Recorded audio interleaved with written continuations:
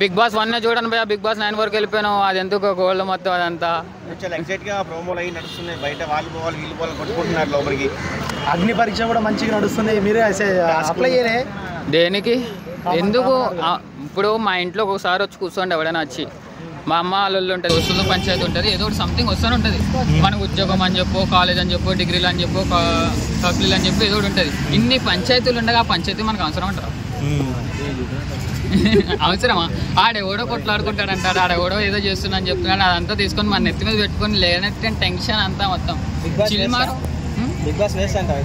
Big boss waste అని అంటే చాలా మందికి అది entertainment series also.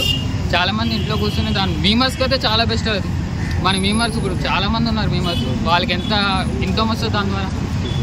Common man select చేశారు కదా, దాన్ని మీ ఎక్స్పెక్టేషన్స్ అది ఏదో ఒకటి సిరీస్ నడిపేయాలి కదా భయ్యా, నడిపిపోతే వాళ్ళకి ఇన్కమ్ రాదు. ఏదో ఒకటి అంతే. ఇప్పుడు ముందర ఎంసీ స్టాండ్ తెచ్చారు, ఒకసారి రాహుల్ తెచ్చారు. అంటే ఇన్స్టాగ్రామ్లో తెలిసినాయి అన్ని. మళ్ళీ నేను బిగ్ బాస్ చూస్తున్నాను అనుకోగలరు, ఇన్స్టాగ్రామ్ వాళ్ళు తెలిసింది అంతా. నాకు ఇప్పుడు నార్మల్ పీపుల్ ఏదో టాపిక్. యూత్ బిగ్ బాస్ చూడకుండా ఇంకేం చూడాలి? యూత్ బిగ్ బాస్ చూడకుండా ఏం చూడాలి? అసలు బిగ్ బాస్ యూత్ ఎందుకు చూడాలి చెప్పండి? ఏం మోటివేషన్ ఉండదంట. అది తప్పకుండా బిగ్ బాస్ చూడడం వల్ల నాకు ఒక లాభం చెప్పు. నేను చూస్తా, రోజు చూస్తా ఇంట్లో కూర్చొని.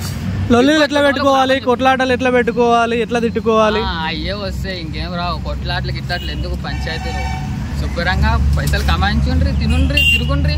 ఓల్డ్ ఉంది లైఫ్, బుద్ధి వల్ల తిరగచ్చు మొత్తం ప్రపంచం అంతా. ఛాన్స్ ఇస్తే పోతావా బిగ్ బాస్? లేదు, నా ఇంట్లోనే బోల్డ్ పంచాయతీలు ఉన్నాయి. ఆ పంచాయతీలు నాకు ఎందుకు పోయా? జాబ్ చేయాలి, పైసలు సంపాదించాలని పెద్ద థాట్ ఉంది నాకు అసలు.